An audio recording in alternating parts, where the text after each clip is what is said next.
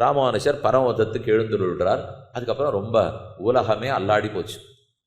கூட இருந்த சிஷ்யர்களுக்கெல்லாம் ஒரே வருத்தம். அதுல எங்கெங்கோ ஊர்ல இருந்தவர்கள்லாம் சுவாமி திருநாட்டை அலங்கரித்தார்னு கேள்விப்பட்டு சட்டு சற்றென்று உயிரற்று கீழே விழுந்துட்டான். அதைத்தான் இப்ப நேற்றுக்கு கடைசியா பார்க்கறதுக்கு ஆரம்பிச்சோம். மேவினேன் அவன் பொன்னடிமைமையேன்னு மதுரகவி ஆழ்வார் பாடினார். பொன்னடின்னு சொன்னதுக்கு காரணம், நம்மாழ்வாருடைய பொன்னடி ராமானுஷர், மாறன் அடிபணிந்து இந்தவர். பொண்ணுக்கு என்னென்ன பெருமை இருக்கு, யார்கிட்ட இருக்கோ அவளுக்கு மதிப்பு இருக்கும், மேலே விழுந்து விழுந்து பாதுகாக்க வைக்கும், அதுக்கு உயர்வு போக்கியத்துவம் உண்டு, பாவனத்துவம் உண்டு, இதெல்லாம் பொண்ணுக்கு இருக்கு, சொர்ணத்துக்கு. அதே போல ராமானுஷரே இந்த பெருமையெல்லாம் இருக்கிறவர், எல்லாரும் அனுவர்த்திப்பார், எல்லாராலும் பாதுகாக்கப்படுவார், உயர்ந்த பலத்தை பெற்று கொடுப்பார். இதெல்லாம் பார்த்துட்டோம். இதுக்கப்புறம் வாசிக்க வேண்டியது ஆச்சரியமான அர்த்தம். உடையவர் பிரயாணத்தில் மூச்சடங்கினவர்கள் பலரும் உண்டிரே.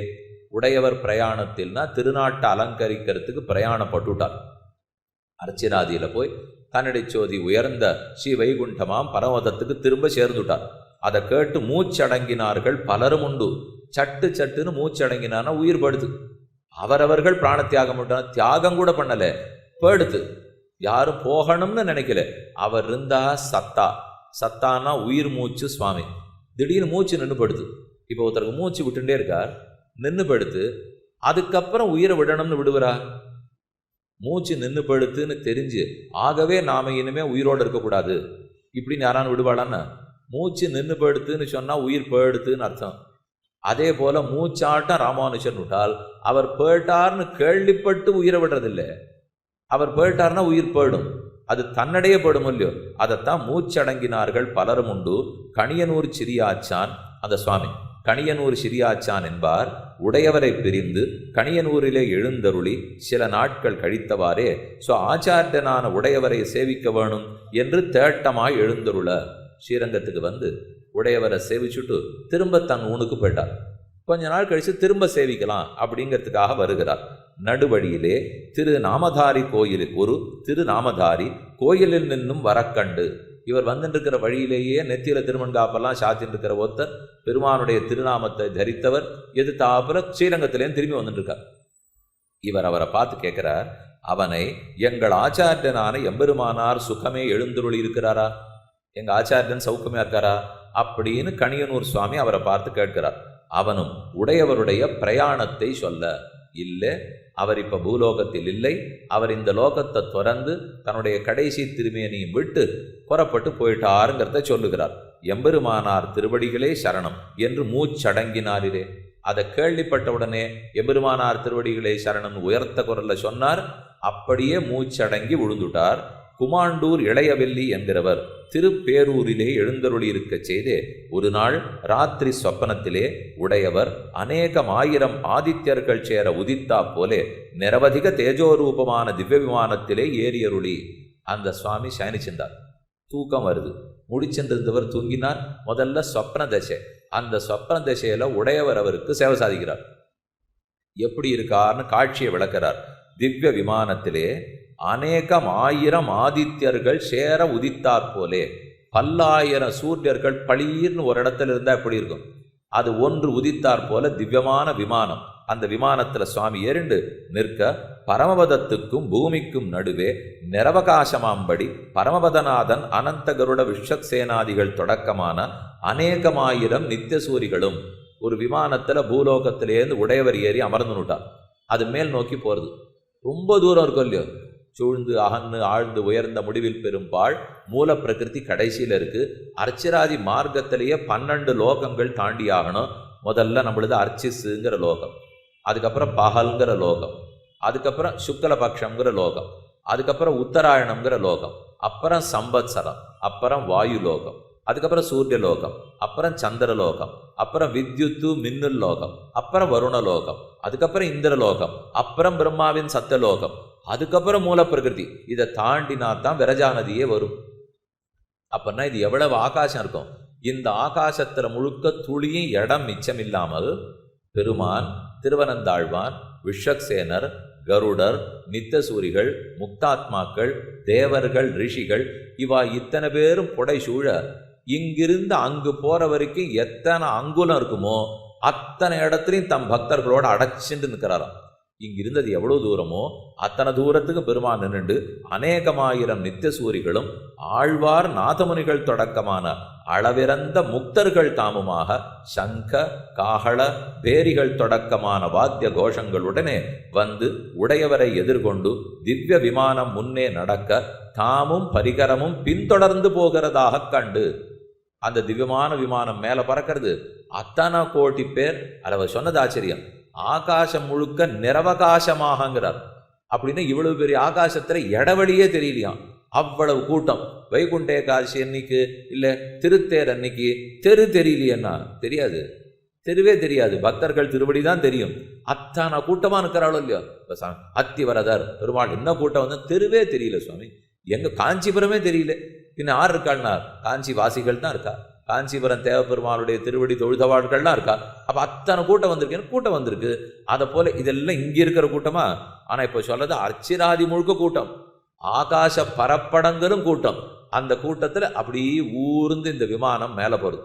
அதை விட அந்த சுவாமிக்கு ஆச்சரியம், அந்த விமானத்தை தொடர்ந்து தானும் போறாப்புல பார்த்துட்டார். இந்த கடைசி வார்த்தை தான் ரொம்ப முக்கியம். நம்ம கூட முதல்ல எல்லாமே நமக்கு ரொம்ப தெரியாதுன்னு வச்சுக்கோ. நம்ம என்னமோ தூங்க போறோம்னா பல கவலைகள், அந்த கவலைகளுக்குள்ள தூங்கி அது ஆறான இவா வந்தாளா அவ வந்தாளா என்ன விஷானே 10 வருஷத்துக்கு முன்னாடி விஷானே இது எல்லாத்தையும் நினைச்சுன்னு தூங்க போனோம்னா விஷவு தான் திரும்பி வரும். அதனாலதான் கடைசி காலத்துக்கு யோக காலம்னு பேர். பகவத் தியானம் ஆச்சாரிய தியானத்தோட தூங்க போனோம்னால் பெருமாள் தானே சொப்னத்தை சிருஷ்டிக்கிறார். அதனால் நமக்கு ஏத்தாப்புல நல்ல சொப்னமா சிருஷ்டிச்சு கொடுப்பார். திருப்தியா பார்க்கலாம், திருப்தியா எழுந்திருக்கலாம்.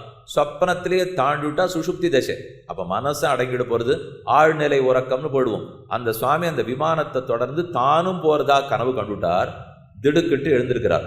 தாமும் பரிகரமும் பின்தொடர்ந்து போகிறதாக கண்டு திடுக்கிட்டு எழுந்திருந்து அசலகத்தில் வள்ளல் மணிவண்ணனை அழைத்தருளி, பக்கத்து வீட்டுல வள்ளல் மணிவண்ணன்கிற சுவாமி இருந்தார்.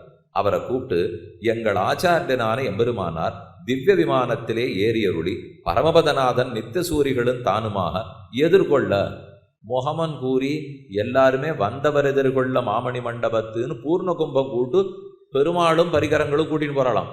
இவர் வரார்னு ஒருத்தரை வரவேற்பதற்காக அப்படி வாசல்ல பூர்ண கும்பம், பன்னீர் சொம்பு தெளிக்கிறது, சக்கரை கொடுக்கறது, இதெல்லாம் வச்சிருப்பா பாருங்க. அதை போல இத்தனை பேருக்கும் கையில ஒவ்வொன்று கொடுத்து முகமன் கூறி வாங்கோ வாங்கோன்னு வரவேற்று அழைச்சின்னு போறார். எழுந்தருளாக கண்டேன் தரியே நினி. எப்ப அவர் பரமதத்தை நோக்கி இவ்வளவு பெரிய புறப்பாடா கிளம்பிட்டாரோ அநேகமா அவர் இல்லை, இனிமே என்னால தரிக்கிறதுக்கு முடியாது. அவர் நிஜ செய்தியே கேட்கல, சொப்பனத்துல விமானத்தோட பரமதம் போறதா பார்த்திருக்கார். அதுவே என்னால தாங்க முடியாதுன்னு உயிரை விட்டாரு. அப்படின்னு அவருக்கு எவ்வளவு பிரதிபத்தி இருந்திருக்கணும் என்று அருளி செய்து எம்பெருமானார் திருவடிகளே சரணம் என்று மூச்சடங்கினாரிலே அவர் பிராணத்தை வியோகம் விட்டார். இப்படி இருந்த இடங்களிலே மூச்சடங்கினார் பலரும் உண்டிலே. இருந்த இடங்களிலேயே யாரும் ஸ்ரீரங்கத்துக்கு வரல, பார்க்கல, எங்கெங்கு இருந்தாலோ அந்தந்த இடத்திலேயே மூச்சடங்கினார்கள்.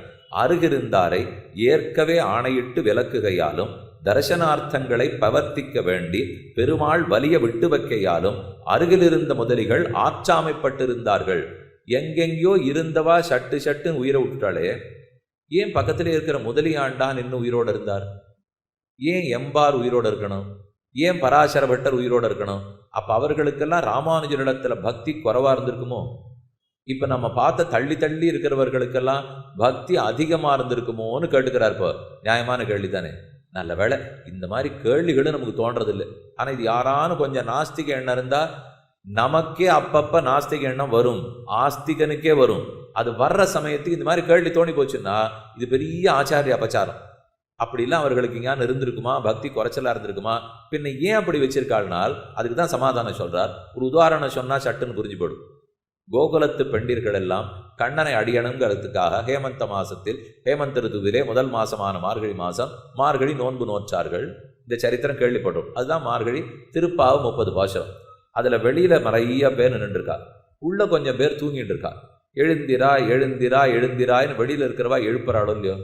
அப்ப உள்ள இருக்கிறவர்கள்லாம் தூங்கிட்டு இருக்கான்னு அர்த்தம், வெளியில இருக்கிறவாள்லாம் முழிச்சுட்டு இருக்கான்னு அர்த்தம். முழிச்சுட்டு இருக்கிறவாளுக்கு தான் கிருஷ்ண பக்தி, தூங்கிட்டு இருக்கிறவாளுக்கு கிருஷ்ண பக்தி இருக்காது. இல்லைன்னா எழுந்து வந்திருப்பாளோ இல்லையோ? எப்பவா எழுந்து வரலையோ அப்ப கிருஷ்ண பக்தி குறைவுனால் கோகுலத்துல எந்த கோபிகைக்கு கிருஷ்ண பக்தி குறைவு? அத்தனை 5 லட்சம் கோடி பெண்களுக்கும் கிருஷ்ண பக்தி தான். அப்ப ஒரு சிலர் முழிச்சுட்டு இருக்காளே, ஒரு சிலர் தூங்கிட்டு இருக்காளே, அப்ப தூங்கிட்டு இருக்கிறவாள்னா பக்தி குறவுனால் அடியேன் இப்ப சொல்லிட்டு இருக்கிறது நமக்குள்ள இங்க தூங்கிட்டு இருக்கிறவா முழிச்சுட்டு இருக்கிறவாளை பத்தி இல்லை, இங்க தூங்கிட்டு இருக்கிறது கூடாது. ஆனா அடி சொல்லிட்டு இருக்கிறது இப்போ கோகுலத்துல தூங்கிட்டு இருக்கிறவா முழிச்சுட்டு இருக்கிறவாளை பத்தி ஏங்கிறத சொல்றார். ஒரு சிலர் ஜிம்பனாஸ்திரத்துக்கு கட்டுப்பட்டார்கள், வேற சிலர் மோகனாஸ்திரத்துக்கு அடிபட்டு விட்டார்கள். மோகனாஸ்திரம்னா பெருமாளுடைய அழகு, அந்த அழகுக்கு அடிபட்டவா ரெண்டு வகை. ஒருத்தர் மயக்கமா விழுந்துருவாளாம், என்ன அழகுன்னுட்டு தட்டுன்னு மயக்கமாயிடுறா. இன்னொருத்தர் குதிக்கிறா, ஆடுறா, பாடுறா, சிரிக்கிறா, விழறா, ஓடுறா, உருள்றா, புரள்றா, எல்லாம் பண்ணிட்டு இருப்பா. ரெண்டு வகையும் பார்த்துட்டு போயிட இல்லையோ. ஒரு சிலருக்கு பேசவே தகச்சு போய் அப்படியே நின்றுடுவா. ஆனால் நம்மாட்ட சிலர் இருந்தால் தகச்செல்லாம் நிற்கவே மாட்டா, திடீர்னு தலையை கூத்தாடுவா, பாடுவா, எதுதோ பண்ணுவா. ரெண்டு வகை இருந்தோம் இல்லையோ. ரெண்டு பேருமே பக்திக்கு அடிபட்டு தான் பண்ணுறாத. மயக்கமா விழுந்தவனுக்கு அதே தான், ஓடி ஆடுறவனுக்கு அதே தான். இதுல மோகனாஸ்திரம்ங்கிறது மயக்கமாக்கிடும், ஜிம்பனாஸ்திரம்ங்கிறது பரபரப்பை கிளப்பி விட்டுடும். இதுல யாரெல்லாம் ஜிம்பனாஸ்திரத்தை போல அடிபட்டாலோ அவர்கள்லாம் வெளியிலிருந்து எழுப்பின்னு இருக்கா. யாரெல்லாம் மோகனாஸ்திரத்துக்கு அடிபட்டு விட்டாலோ மயக்கமா விழுந்து தூங்கி விட்டா. இதுல என்ன இப்ப குறவு? ரெண்டுமே தப்பில்லையோ இல்லையோ, ரெண்டுமே பக்தியில பண்ணப்பட்டது தான், குறவில்லை. அதே போல இங்கேயும் ஒரு சிலர் சட்டுன்னு பரமவிச்சிட்டாலே, மற்ற சிலர்லாம் இன்னும் நல்லா உயிரோடு இருக்காளே ஏன்னு கேட்டுக்கிறார். ஏனால் ராமானுஷர் அவர்களிடத்தில் பிரதிஜை வாங்கி கொண்டார், சத்திய பிரமாணம் பண்ணி வாங்கிக்கிறார். இங்க இதே விஷயத்த ஆள வந்தாரும் தாம் பரமதிக்கிச்சே பண்ணார். அதைத்தான் உடையவர் தாம் பரமதிக்கிச்சே பண்றார். நான் கிளம்பி போயிட்டேன், யாரானும் பிராணத்தியாகம் பண்ண போனேள், அப்புறம் ஈஸ்வர விஷயத்தே நீங்க இல்லேன்னு சொல்றீங்கன்னு அர்த்தம், இந்த சம்பிரதாயத்தையே தப்பா புரிஞ்சுட்டீங்கன்னு அர்த்தம். அதெல்லாம் ஒத்துரும் போக முடியாது. இவன் இருந்தா அடுத்த ஆச்சாரியன் அடுத்த கைங்கரியத்தை பார்த்துட்டே இருக்கணும். கடைசியில பெருமானுடைய ஆணை செலுத்தப்படணுங்கிறது தான் நமக்கு முக்கியமே தவிர, என்ன இந்த சரீரம் இருக்க போறது, இப்போ இதை விட்டா அடுத்தது பரமதத்துக்கு போகிறோம். இங்க இருந்தா அனித்திய கைங்கரியம், அங்க போனா நித்திய கைங்கரியம். இங்க இருந்தா வியாதியோட கைங்கரியம், அங்க போனா வியாதி இல்லாத கைங்கரியம். இங்க இருந்தா வயசாகி கைங்கரியம், அங்க போனா எப்பவுமே இளம கைங்கரியம். கசகர் தானே, இன்னும் நன்னத்தானே இருக்க போறது. அதனாலதான் வைகுந்த பிராப்தியை கல்யாணம்னு தான் இந்த சம்பிரதாயத்துல சொல்றாளே தவிர இறப்புங்கிற வார்த்தை கூட சொல்ல மாட்டான். ஒன்னும் இயற்கை எய்தினார்னுவா, இல்லை பெருமாள் திருவடி சேர்ந்தார்னுவா, இல்லை வைகுந்த பிராப்தின்னுவா, இல்லை ஆச்சாரியன் திருவடி சேர்ந்தார்னுவா. ஒத்தொத்தருக்கு ஒவ்வொரு மாதிரி புரிஞ்சுக்கிறார். அதை வச்சுன்னு பத்திரிக்கை போட்டுருவார்னு வச்சுங்க. சரீரம் படுத்துன்னு நினைக்கிறவா இயற்கை எய்தினார்னுவா. ஏன்னா இயற்கைனா பஞ்சபூதம், சரீரம் லயமடையணும்னா பஞ்சபூதத்தோட தான் லயமடையணும். அதுலேருந்து இது வந்தது. அப்போ பூதங்கள்லேருந்து வந்திருக்கவே திரும்ப பூதத்துக்கு போயிடும். அதனால இயற்கை எய்தினார்னு உடம்ப மட்டும் போனதான் நினைக்கிறவா எழுதிடுவா. அடுத்து பெருமானே உபாயம்னு நினைச்சிட்டு இருக்கிறவாள்லாம் பெருமான் திருவடி சேர்ந்தார், இல்லை இறைவனடி சேர்ந்தார்னு போடுறா பாரு. வைகுந்தத்தை அடைந்தார், இறைவனடி சேர்ந்தார்னா அவரை உபாயம்னு நினைக்கிறவா. இல்லை கொடுத்ததே ஆச்சாரியன் உபாயம், வைகுந்தத்துக்கு போனாலும் ஆச்சாரிய கைங்கிறது தான் புருஷார்த்தம்னு இருக்கிறவா ஆச்சாரியன் திருவடி சேர்ந்தார்னுவா. ஒன்று மூணு தப்பு இல்லை, எதை பார்த்து பத்திரிக்கை போட்டோங்கிறது தான் விஷயம். ஒரு சரீரத்தை பார்த்து போட்டிருந்தா இயற்கை எய்தினார், பெருமான உபாயம் கைங்கேறும் நினைச்சிருந்தா இறைவனடி சேர்ந்தார். ஆச்சாரியன் அத்தர பரத்தர சாபி நித்தியம் வெதிய சரணோ சரணம் மதியம் இருந்தால் ஆச்சாரியன் திருவடியை சேர்ந்தார். அதனால எதற்குமே கொஞ்சம் என்ன நடக்கிறது, ஏன் அப்படி போடுறான்னு உள்ள போய் பாருங்க. பத்திரிக்கை வந்துதா, போயிட்டு வருவோமா, சரி, அவ்வளவுதான். நேரம் இருக்கு, தெரியுது இல்லையா?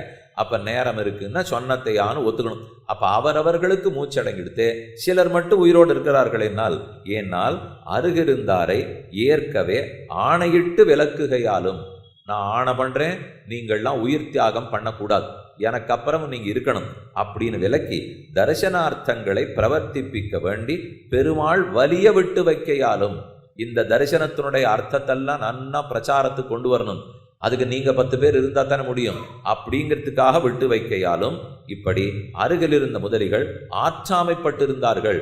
அவர்களுக்கு என்ன தெரியுமோ வருத்தம், ஒரு பக்கம் நம்ம கைங்கிறதுக்காக வச்சிருக்காருன்னு திருப்திப்பட்டுக்கிறார், இன்னொரு பக்கம் அவர்களாவது உயிரை விட்டு நிம்மதியா இருந்தா நம்மால் அதையும் முடியலையே, இவரை பிரிஞ்சு கட்டப்பட வேண்டியிருக்கோம் இல்லையோ.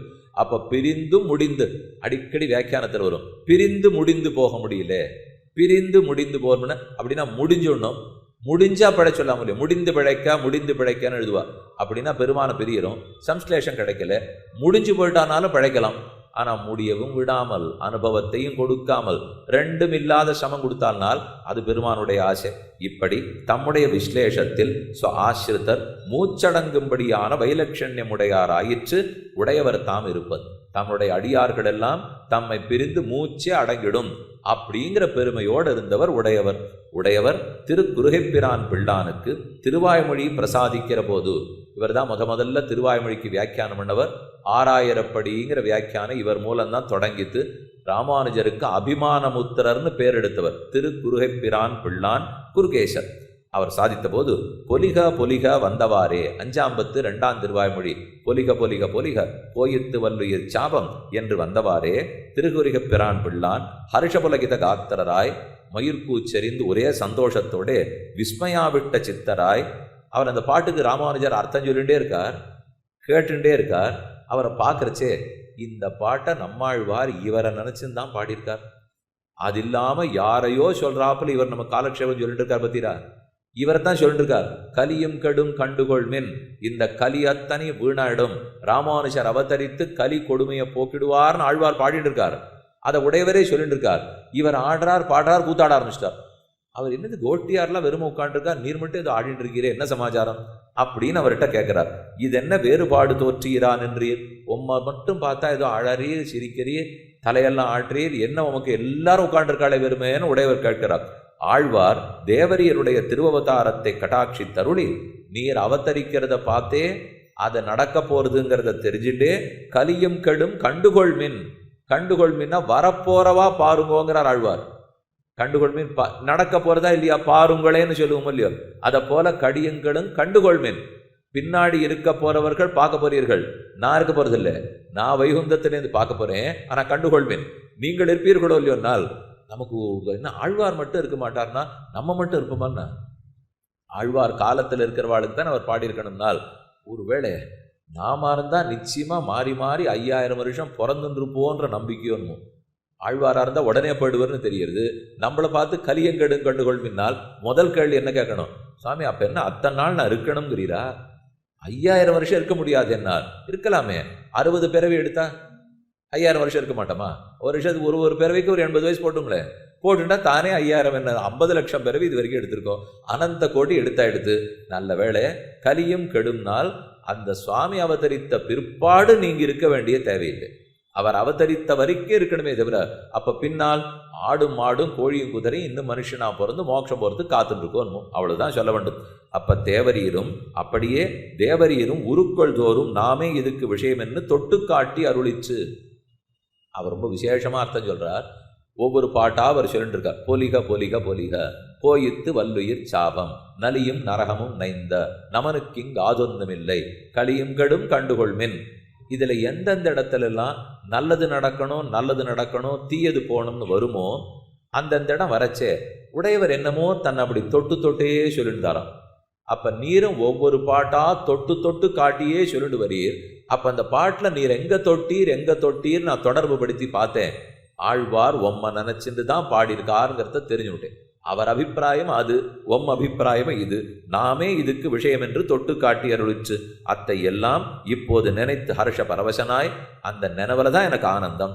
ஆழ்வார் அருளி செய்தபடியே சர்வ உத்தாரகராய் அனைவரும் இந்த சம்சாரத்திலேந்து மோட்சத்தை அடைஞ்சிடும்னுட்டு நாடடங்க வாழும்படி திருவவதரித்த தேவரீரிடத்திலே சம்பந்தமும் பெற்று நாடே வாழும்படி இருக்கிற உம்ம சம்பந்தம் அடி எனக்கு கிடைச்சு தேவரீர் திருப்பவளத்தாலே திருவாய்மொழிக்கு பொருள் கேட்கும்படி ஒரு சுகிருத்தம் நேர்படுவதே என்று விஸ்மயப்பட்டிருந்தேன்.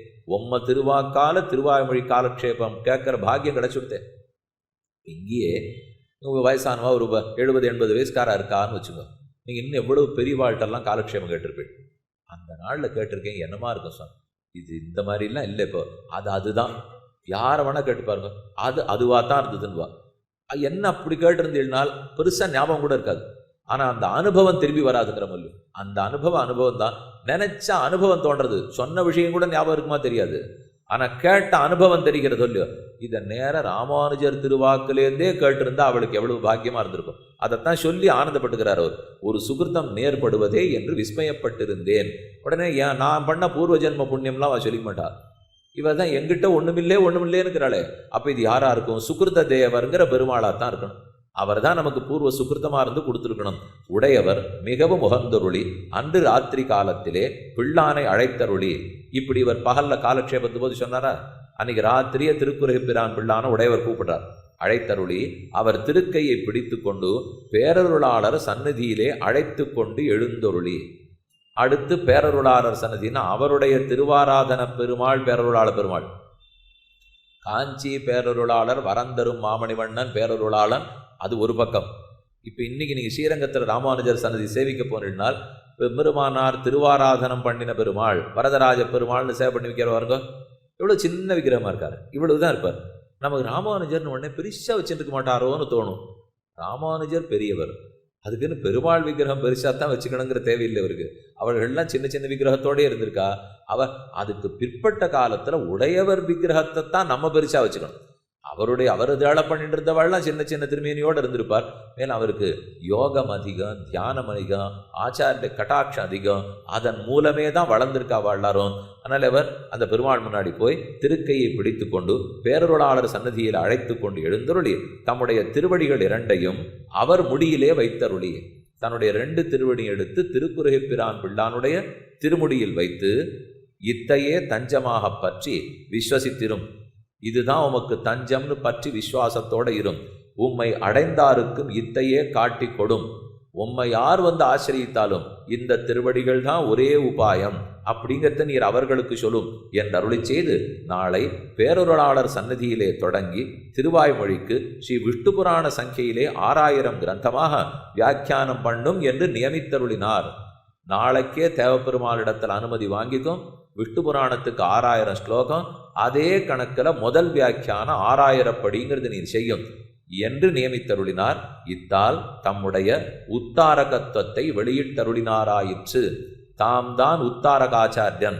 உத்தரணம் பண்றதுன்னா தாண்டுவிக்கிறது, சம்சாரத்தை தாண்டுவிக்கக்கூடிய ஆச்சாரியன் தான் தான்கிறத சொல்லியிருக்கார். மாறன் மரப்பொருளை அன்றுரைத்தது இன்பமிகு 6000. அன்றுரைத்ததுனால் ராமானுஷர் தன்னுடைய இன்னருளால ஏவியிட்டார். நீ செய், ராமானுஷரிடத்துல நீ செய்யின்னு நேர வார்த்தை வாழ்ந்து பாடினவர் பிள்ளானொத்தர் தான். ஏன்னா அதுக்கப்புறம் அது நஞ்சியரோ நம்பிள்ளையோ பெரியவாச்சான் பிள்ளையோ வாதிகேசரி அழகிமணவாளச்சியரோ அவரவர் ஆச்சாரிய நியமனத்தினால பண்ணியிருக்கார். ஆனா உடையவர் தானே ஈன்ன முதத்தாய் சடகோபன் மொயம்பால் வளர்த்த இதத்தாய் ராமானுஜன். திருவாய்மொழியை வளர்த்து கொடுத்த தாயே சுவாமி. அது வளர்த்தவருக்கு தானே அந்த குழந்தையினுடைய பெருமை தெரியும். அப்ப திருவாய்மொழிக்கு முதல் வியாக்கியானம் நீர் பண்ணும் என்று ஏவியிட, அதனாலே அன்னுரைத்தது இன்பமிகு 6000. இது மணவாளர்கள் தன்னுடைய உபதேசத்திரமால சாதிக்கிறார். உடையவர் தம் திருவடிகளிலே ஆசிரியித்த கூரத்தாழ்வானையும் முதலியாண்டானையும் அருணாளப் பெருமாள் எம்பெருமானாரையும் கூட்டிக் கொண்டு திருவாய்மொழிக்கு வியாக்கியானம் பண்ணி கொண்டு இருக்கிற நாளிலே. ஒரு நிமிஷம் கண்ணை மூடி இந்த கோட்டி எப்படி இருந்திருக்கணும்னு நீங்க கற்பனை தான் பண்ணி பார்க்கணும். இப்போ உடையவர் உட்கார்ந்து சொல்லிட்டு இருக்கார். முதலியாண்டான், கூரத்தாழ்வான், அருளாளப் பெருமாள் எம்பெருமானார் இவர்களோட எண்ணிறந்த சீவையிட்டவர்கள் அமர்ந்து காலக்ஷேபம் நடக்கிறது. வியாக்கியானம் பண்ணி கொண்டிருக்கிற நாளிலே. அப்படின்னா அப்ப நம்மள ஈடும் கிடையாது, பெரியவாச்சான் பிள்ளை 24,000 படியும் கிடையாது. அவரா பாசுரங்களுக்கு அர்த்தம் சொல்றார். அந்த அர்த்தமெல்லாம் இப்ப நம்மள வீட்டில் இருந்திருக்குமானால் அப்படியே இருக்கும். ஓராண் வழியாய் உபதேசித்தார் முன்னோர் என்று தானே பாட்டு. நம்மாழ்வார் நாதமுனிகளுக்கு சொல்லிட்டார். சொப்பனமுகேன எழுந்துருளினார். திருப்புளிய மரத்தடியில் கொடுத்துட்டார். நாதமுனிகள் உய்யக்கொண்டார். மணக்கால் நபிகள் ஆள வந்தார். அப்படின்னா என்ன, உட்காத்தி வச்சு அது அத்தனை எழுத்து விடாம சொல்லியிருப்பாள். அப்படிலாம் அவசியம் இல்லையே. ஒரு பெரிய சொத்தை ஒருத்தர் வச்சுருக்கார். சின்ன காகிதம் பின்னாடி திருப்பி கழுத்து போட்டு என் சொத்தத்தனை இவனது என்று போட்டு கொடுத்துட்டார்னால் அதுக்கப்புறம் ஒவ்வொன்றா எந்தெந்த வீடு எத்தனை சதுரடின்னு கணக்கு பார்ப்பாளன்னு. என் சொத்தத்தனை இவனதுன்னா சொத்தை அப்படியே நிமிஷத்தில் போயிடும். எந்த நீதிமன்றத்துக்கு போனாலும் நிற்காது. அந்த சொத்து அவரு தான். அதே போல இது சொத்து. இந்த சொத்துங்கிறது வியாக்கியானம் முழுக்க ஒரு சொத்து. மோட்சங்கிறது ஒரு சொத்து. ஆச்சாரிய சீசூக்திகள் ஆச்சாரியர்களே ஒரு சொத்து. இந்த சொத்துக்கள்லாம் சுவாமி பகவான். அந்த சுவாமி சொன்னத்தை பார்த்து எடுத்து விநியோகப்படுத்துறதுக்கு தான் உடையவர் அவதரிச்சார். அந்த சொத்தை கொண்டு சேர்த்துடணும். ஒத்தொத்தரும் விருத்த மந்திரி. நாதமுனி ஒரு விருத்த மந்திரி, உய்யக்கொண்டார் ஒரு வயசான மந்திரி, மணக்கால் நம்பி ஒரு வயசான மந்திரி. இவ எல்லாருக்கும் ஆசை என்ன, இளவரசனான உடையவனிடத்துல இந்த சொத்து போயிடணும். அப்ப கொண்டு போய் சேர்த்துட்டா அவர் யாராருக்கு எப்படி கொண்டு போய் சேர்க்கணுமோ அதை கொண்டு போய் பண்ணிப்பாருங்கிறதுல தான் இவா எல்லாருக்கும் ஒரே குறிக்கோள். அப்ப பக்கத்தில் எல்லாரும் உடையவர் திருவடிகளிலே மேல் விழுந்து ஆசிரியிக்க வர்றவாள்லாம் வந்து வந்து சேவிக்கிறா, ஆசிரிக்க. இந்த விற்த்தாந்தத்தை கேட்டு அனந்தாழ்வானும் எச்சானும் தொண்டனூர் நம்பியும் மருதூர் நம்பியும் உடையவர் திருவடிகளிலே ஆசிரியிக்க வேணும் என்று எழுந்துருள. இந்த வைபவம் எல்லாம் ஏற்கனவே ஸ்ரீரங்கத்தில் நடந்துட்டு இருக்கு. இவா எல்லாரும் திருநாரணபுரத்துக்காரா. அப்ப மேற்பக்கத்தில் இங்கிருந்து அனந்தாழ்வான், எச்சான், அதாவது தொண்டனூர் நம்பி, மருதூர் நம்பி உடையவர் திருவடிகளிலே ஆசிரியிக்கணும்னு வர அவர்களை அருளாள பெருமானார் திருவடிகளிலே ஆசிரியிப்பித்தருளினார். நேர தன் திருவடிகளில் சேர்க்காமல் இது இருக்கார். இவரோட தான் 17 நாள் வாதப்போர் பண்ணி 18ஆம் நாள் ஜெயித்து இதுதான் சீவையிட்ட விசிஷ்டாத்வைத சித்தாந்தம்னு ஸ்தாபித்தோம். அவரும் மாறி வந்து சேர்ந்திருக்கார். அவர் தான் நமக்கு இப்போ முக்கிய சீடர். சிஷ்யர்னா கைங்கரியம் சுவாமி அவர் கொடுக்குறார். தன் திருவாராதன பெருமாளையே அவரிடத்துல ஒப்படைச்சு நீரே திருவாராதனம் பண்ணிடுறோம். அதனால இவர் திருவடிகளை ஆசிரிங்கோன்னு சொல்ல எல்லாரும் அவரை பற்றறார். அப்ப எம்பெருமானார் ரொம்ப வெட்கப்பட்டு அருளாள பெருமாள் எம்பெருமானார் கை கூப்பிட்டு சொல்றார், குருவியின் கழுத்திலே பனங்காயை கட்டினா போலே செய்தாரித்தனை. இது என்ன, குருவி தலையில பனங்காயை கட்டினா அது தாங்குமா? இவ்வளோ பெரிய காயை குருவி தலையில கட்டி விட்டு நீ தூக்கிட்டு போனா அதால் தூக்க முடியுமா? வேணும்னா காய்க்கு மேலே ஏறி உட்காந்து கொத்தும். இவ்வளவுதான் குருவிக்கு பண்ண தெரியும். அதை போல இவர்கள்லாம் வந்து எந்திரவடியை பற்றினால் நம்ம காலை பிடிச்சுன்னா நமக்கு அதுக்கெல்லாம் சக்தி இல்லை. அப்போ ஒரே வழி, இதுக்கு தான் முன்னாடியே அவர் பிள்ளானுக்கு சொல்லி கொடுத்தார். நீங்க யார் வந்து உங்களை ஆசிரியத்தாலும் அப்படியே கொண்டு இங்கே விட்டுடுங்க. இந்த இடத்துல ஆசிரியத்தா கொண்டு அதெல்லாம் நமக்கு இல்லை சுவாமி, நாம கொண்டு போய் உடையவரத்தினுடைய ஆசிரியக்கிறோம் சொல்றோம் இல்லையோ. இந்த ஆயுள் காப்பீடெல்லாம் வச்சிருக்க பார்த்தீங்களா, காப்பீடு வச்சு தான் இப்போ நெருப்பு பிடிச்சி கொடுத்து இல்லை ஜலத்தால் ஒரே சூறாவளி வந்துடுத்து வெள்ளம் வந்துடுத்துனால் அதுக்கெல்லாம் நமக்கு இப்போ நஷ்டத்தை சமாளிக்க முடியாது பாருங்க. அதுக்காக நாம் எல்லாரும் போய் ஒரு பெரிய நிறுவனம் இருக்கும், அதுக்கு ஒரு 50 ரூபா கட்டணும்னா 5 லட்சம் ரூபா வரைக்கும் நீங்கள் கவலைப்படாதீங்க அப்படின்னு கொடுப்பா. நான் கட்டுறேன் நீ கட்டுறேன் நீ கட்டுறேன் கட்டி விடும் இல்லையோ. அந்த நிறுவனத்தால் அதுக்கு மேலே தாங்க முடியாது. அது இந்த மாதிரி 50 ரூபா வாங்கிட்டு எத்தனை பேருக்கு 5 லட்சம் கொடுக்கும்? அதனால் அவ உலகளாவிய அளவில் பெரிய நிறுவனங்கள் இருக்கும். இந்த போல நிறுவனங்கள்லாம் சேர்ந்து அவள்கிட்ட திரும்ப போய் தாங்க ஒரு 5 லட்ச ரூபா கட்டி 500 கோடி ரூபாய்க்கு என்ன ஜாகிரதைப்படுத்துவா. அதுக்கப்புறம் அது இன்னும் அதை விட பெருசிருக்கும். அவள் 500 கோடி ரூபாய் கட்டி 5 லட்சம் கோடிக்கு என்ன ஜாகிரதைப்படுத்துவா. ஆனால் நம்மால நேர போய் அந்த 5 லட்சம் கோடிக்காராட்ட நிற்க முடியாது. நம்மால 50 ரூபா வாங்கிக்கிறவாள்கிட்ட நிற்க முடியும். நம்மகிட்ட வாங்கிட்டு அவா சேர்த்து அங்கே கொண்டு போய் விட்டுடுவா, அவா சேர்த்து அங்கே கொண்டு போய் விட்டுடுவாளா. இதே போலத்தான் இந்த ஸ்ரீவைஷ்ணவ சம்பிரதாயத்திலே நடக்கிறதுனால் திருஷ்டாந்தத்துக்காக சொன்னேன். இதுக்கு ஒரு சம்மந்தம் இல்லை. இப்போ சொல்கிறேன், புரியணுங்கிறதுக்காக சொல்கிறேன்.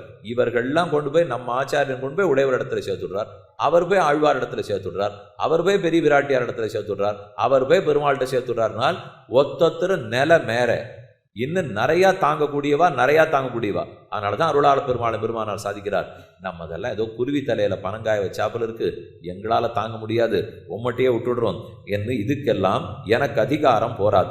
எம்பெருமானார் சர்வோத்தாரகராய் கொண்டு ஜகத்தடைய வாழப் பிறந்தவர் ஆகையாலே நமக்கெல்லாம் அவர் திருவடிகளே ஆகையாலே சர்வ உத்தாரகர் அவர், அனைவருக்குமே உத்தாரகாச்சாரியர் அவர்.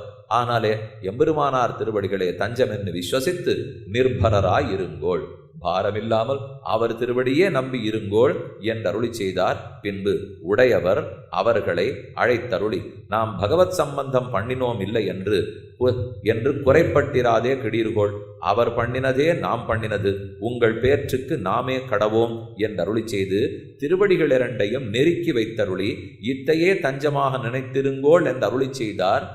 இது ஒரு முக்கியமான குழப்பத்தை தவிர்த்த செய்தி. இன்னைக்கு பல இடங்கள்லயும் அந்த குழப்பம் காணப்படும். ஆனா அந்த குழப்பம் வேண்டாங்கிறதுக்காக எப்படி சுவாமி நடந்திருக்கார் பாருங்க. இதிலே ஒருவேளை அருளாள பெருமாள் எம்பெருமானார் அவர் திருவடியில் ஆசிரிக்க வரச்சே, என்னால் இப்படியெல்லாம் தாங்க முடியாது, எம்பெருமானார் திருவடி தஞ்சம் நெருங்கும் இவர் சொல்ல, ஆனா வந்தவர்களுக்கு இது என்னது அவரானா இவரை பற்றுங்கிறார், இவரானா அவர்கிட்ட கொண்டு போய் சேர்த்து விடுறேங்கிறார், கடைசியில் நம்மளை நடுவில் விட்டுடுவாளோ என்று நமக்கு பயம் வந்துடும் இல்லையோ. அப்ப பகவத் சம்பந்தம் நடந்துதா இல்லையா? அப்ப இவர் மூலம் நேர பகவத் சம்பந்தமா, இந்த ஆச்சாரியன் மூலம் ராமானுஜ சம்பந்தம் பகவத் சம்பந்தமா, இல்லை இந்த மாதிரி குழம்பிப்படுத்துங்கிறதுக்காக இவள்ளாரையும் விட்டுட்டு நேர பகவத் சம்பந்தமா, எதுன்னு நமக்கு தெரியணுமே. அதுக்கு சுவாமி குறுக்க வந்து அதை தெளிவுபடுத்துறாரு. இப்போ ஒன்றும் கவலைப்படாதீங்க, அவர் திருவடியை தானே பற்றினீர்கள், பற்றினால் அது நம் திருவடியை பற்றினாத்தான் அர்த்தம் அப்படிங்கிறதுக்கு நான் உறுதி அளிக்கிறேன். அவர் திருவடியை பற்றினத்துக்கு நீங்க எங்கிட்டயே வரல, அவரைத்தான் பற்றிருக்கீள், ஆனால் நாம் உம்மிடத்தில் வந்து நம்ம திருவடிகளை உம்ம தலையில வச்சு உறுதி அளிக்கிறோம்னு சொல்றார். அப்படின்னா இந்த பரம்பரை எவ்வளவு வழக்கா விளக்கி கொடுத்துருக்காருன்னு இந்த 4 வரியில இருக்கு. பண்ணினோம் இத்தனை என்று குறைப்பட்டிராதே கிடீர்கோள். பகவத் சமாசயனமே விட்டு போடுத்தோ, சரணாகதியே நிறைவேறலையோன்னு பயப்படாதீங்கோ. அவர் பண்ணினதே நாம் பண்ணினது. உங்கள் பேச்சுக்கு நாமே கடவோம். உங்களுக்கு என்ன பேர் வரணுமோ அதுக்கு நாம் பொறுப்பு என்று அருளி செய்து திருவடிகள் இரண்டையும் நெருக்கி வைத்தருளி இத்தையே தஞ்சமாக நினைத்திருங்கோள். அப்ப அருளாள பெருமானார் திருவடி தஞ்சமா, ராமானுஜர் திருவடி தஞ்சமானால் இது தஞ்சம் உபகாரகமாக, அது தஞ்சம் உத்தாரகமாக, எம்பெருமானுடையது மோட்ச பிரதனாக. ஆக எந்த குழப்பமும் இல்லாமல் தெளிவுபடுத்தி இந்த சம்பிரதாயத்தை கொடுத்துட்டார். உடையவர் முதலிகளும் தாமுமாக திருவேங்கடமுடையானை சேவிக்க வேணும் என்று பேரருளாளனை அனுமதி கொண்டு திருப்பதியிலே எழுந்தொருளி உடையவர் திருவேங்கடமுடையானை சேவிக்கணும்னு போறார். போகமாட்டேங்கிறார். கீழே திருப்பதியிலே உட்காந்து வரமாட்டேன் மேலெல்லாம் வர முடியாது, ஏன்னா பெருமானுடையது திருவுடம்பு தான் இந்த மலையில காலை வச்சு ஏறினா அது பெருமாள் திருமேனில் காலை வச்சு ஏறாப்பில் இருக்கும், இல்லை அது திருவனந்தாழ்வானேன்னு சொல்லுவார்னால் நாம இருந்தால் சொல்லியிருப்போம், சுவாமி நீர் தானே, திருவனந்தாழ்வான்னா நீர் தானே, அப்போ நீர் தானே மலையா இருக்கீர், நம்ம மேலே ஏறுனா என்ன நாம இருந்தால் கேட்டுப்போம். இவ்வளவு சாமர்த்தியம் அவளுக்கு கிடையாது. சொல்லி இவ்வளவு நன்னா யோசிச்சு குதர்க்கமாக கேள்வி கேட்கறதுக்கு தான் நமக்கு தான் தெரியும். அப்போ அவரோ பாவசுத்தியோட ஏறமாட்டேன்னு சொல்லிட்டு இருக்கார். என்று விண்ணோர் வெறுப்பு என்கிறபடியே நித்த சூரிகள் வந்து பரிமாறும் இடத்தே நாம் கால் கொண்டு மிதிக்கையாவதன். நித்த சூரிகள் வந்திருக்கிற இந்த மலையிலையா நாம காலை வைக்கக்கூடாது என்று திருத்தாழ்வரை அடியிலே எழுந்தருளி இருந்து மலைக்கு கீழே தங்கிவிட்டார். மேலே ஏற மாட்டேங்கிறார். இப்போ இன்னைக்கு புது தீர்த்தம்னு பேர் வச்சுட்டா, ஆழ்வார் தீர்த்தம்னு தான் அதுக்கு பேர். ஆனால் அது மொத்தமாகவே பேர் மாறி அதுக்கு அதுக்கு போகிற பாதையினுடைய தெருவனுடைய பேர்லாம் மாற்றிட்டா. இப்போ அதெல்லாம் இல்லை, இது ஆழ்வார் தீர்த்தமாக தான் இருந்தது. ஆழ்வார் சன்னதி இன்னைக்கு அங்கே தான் இருக்கு. இப்போ அங்கிருந்து தான் தொண்டமான் சக்கரவர்த்தி ஒரு தனி பாதை வச்சிருந்தா மலைக்கு மேலே போகிறதுக்கு. இப்போ அந்த பாதையை பார்த்தீங்கன்னா தெரியும், நம்மளால் போக முடியாது. ஆனால் திருவேங்கடத்துக்கு போகிறது எளிய பாதை, அது ஒரு 2 மணி நேரம் போயிடலாம். இப்போ நம்ம ஏறுறதுக்கு 3.5 மணி நேரம் ஏறுதுனால் அந்த பாதையில் 2 மணி நேரம் நித்தியப்படி தொண்டமான் சக்கரவர்த்தி ஏறி போய் சேவிச்சுட்டு வருவணும். அது கீழே இருக்கிறது ஆழ்வார் தீர்த்தம். அந்த தாழ்வரையில் அடியிலே எழுந்தருளி தானே தொழுமத்திசை உத்து நோக்கியே என்கிறபடியே இது நம்மாழ்வாருடைய பாசுரம். அதோ திருத்தலைவல்லிமங்கலம் பெருமாள் அரவிந்தலோசனன் தேவபிரான் அந்த பெருமாளையே பார்த்துட்டு தொழுமத்திசை உத்து நோக்கியேன்னு தொலைவில்லிமங்கலத்தை பற்றி ஆழ்வார் பாட்டு. அதை போல இவர் கீழேந்து மேலே இருக்கிற திருவேன்முடையான பார்த்துட்டு திசை நோக்கி தொழுதுக்க வேண்டியதுதான்.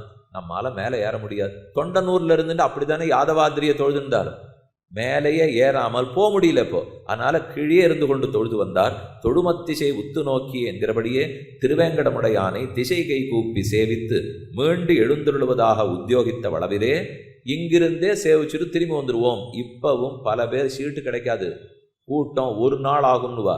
ஒரு பிரதட்சணம் சின்னதாக பண்ணிட்டு மலையை தொட்டு சேவிச்சுட்டு திரும்பி வந்துடுவா. தெரியுமா? அது குறையான்னு கேட்டால் ஒரு குறையும் இல்லை. அந்த மலையை தொட்டு சேவித்தாலும் மலையப்பனை சேவித்தாலும் அதே. ஏன்னா சமன்கொள் வீடு தரும் தடங்குன்றமேன்னு ஆழ்வார் பாட்டு. திருவேங்கடமுடையான் சாமியாபத்தி மோட்சம் கொடுக்குறான்னு அவர் சொல்லலை, திருவேங்கடம் சாமியாபத்தி மோட்சம் கொடுக்கும் தான் சொன்னார். அப்ப சமன்கொள் வீடு தரும் தடங்குன்றம் குன்னமேந்தி குளிர்மழை காத்தவன். அதனால இந்த பெருமாளை அப்படியே விழுந்து சேவிச்சின்றார். திரும்பி வர பார்த்தார். அனந்தாழ்வான் தொடக்கமாக சீவையிட்டவர்கள் எல்லாரும் தேவரீர் ஏறாவிடில் நாங்களும் ஏறோம், நீர் ஏறலைன்னா நாங்களும் ஏறல, மற்றையொருவரும் ஏறுவதில்லை, ஆகையாலே தேவரீர் அவசியம் எழுந்துள்ள வேணும் என்ன உடையவரும் திருமேனி சோதனையும் பண்ணிக்கொண்டு மேலே ஏறணும்னு பிடிவாதமா சொல்றீள், சரி ஏறுவோம் அப்படின்னு தன் திருமேனியை சோதித்து கொண்டுன்னா நீராட்டத்தை புதுசா கண்டருளி அவரே பரமசுத்தர் பரம பாவனர். ஆனால் என்னமோ தனக்கு அழுக்கு இருக்கிறாப்புலையும் அந்த அழுக்கோட திருமலை மேலே போயிடக்கூடாதுன்னு அவருக்கு ஒரு எண்ணம். அப்பன்னா இப்படி நாம எப்போ நடந்துக்கிறோம், இப்படி எப்போ நடந்துக்கிறோம், இப்பெல்லாம் எப்படி இருக்குன்னு யோசிச்சு பார்க்கணும். இப்போ உடையவர் தனக்கு அழுக்கான், அதனால ஒரு தரம் தன்னை தயார்படுத்தினுட்டு தான் திருமலைக்கு போகணும்னால் அது அப்பேற்பட்ட மலை, அதனால ஏற்றம். இன்னைக்கு சொல்கிறோம் இல்லையோ, நாஸ்தி பிரம்மாண்டே கிஞ்சன வெங்கடாத்ரி சமம்ஸ்தானம் பிரம்மாண்டே நாஸ்தி கிஞ்சன வெங்கடேச சமோதேவா நபூதோ ந பவிஷ்யதி. சரி, அதுக்கு மேலே ஏறுவோம். தம் பாதேன அத்தியாரோகதி என்று ஸ்ரீ வைகுண்டநாதனுடைய நியோகத்தினாலே பாதபீடத்திலே அடியிட்டு ஏறுமா போலே திருவேங்கடமுடையான் அருளப்பாடிட்டருள திருமலையிலே ஏறி அருளி திருப்பரியட்டப்பாறை அளவாக எழுந்தருளா நிற்க. அவள்லாம் என்ன தெரியுமோ சமாதானம் பண்ணா, வைகுந்தத்துக்கு போறச்சே அங்க போனப்புறம் பெருமாள் மடியில ஏறி உட்கார்ந்தாகணும். யாரா இருந்தாலும் நமக்கு அந்த பாக்கியம் உண்டு. அங்க போனப்புறம் ஆதிசேஷ பீட்டத்துல நம்ம காலை வச்சு ஏறுவோமா. ஆதிசேஷனை மிதிச்சு ஏறி பெருமாள் மடியில உட்கார்ந்தால் அவர் நம்மளை பக்கத்துல அணைச்சுப்பறான். அணைச்சுட்டு இத்தனை நாள் எங்க போயிருந்தேங்கிறார். இப்ப அந்த கேள்விக்கு பதில் வேணும்னா உனக்கு கிடைக்க போகிறதில்லை. ஏன்னா எனக்கே தெரியாது ஏன் இங்கே அலைஞ்சே அங்கே அலைஞ்சேன்னு கேட்டீங்கன்னா எனக்கு தெரியாது. இந்த முட்டு இன்னைக்கானு வந்தேனோ இல்லையோ திருப்திப்பட்டு இன்னும் 10 ஜென்மம் போகாமல் நல்ல வேளை இப்போ வந்தேனோ இல்லையோன்னா அது அங்கே நடக்கிறதா? அதே போல திருமலையிலே காலை இட்டு ஏறி போய்க்க வேண்டியதுதான். அங்கே ஆதிசேஷன் பீடத்தில் ஏறினா மாதிரி இங்கேயும் நினச்சிக்கும் என்று சொல்ல ஏறுட்டார்.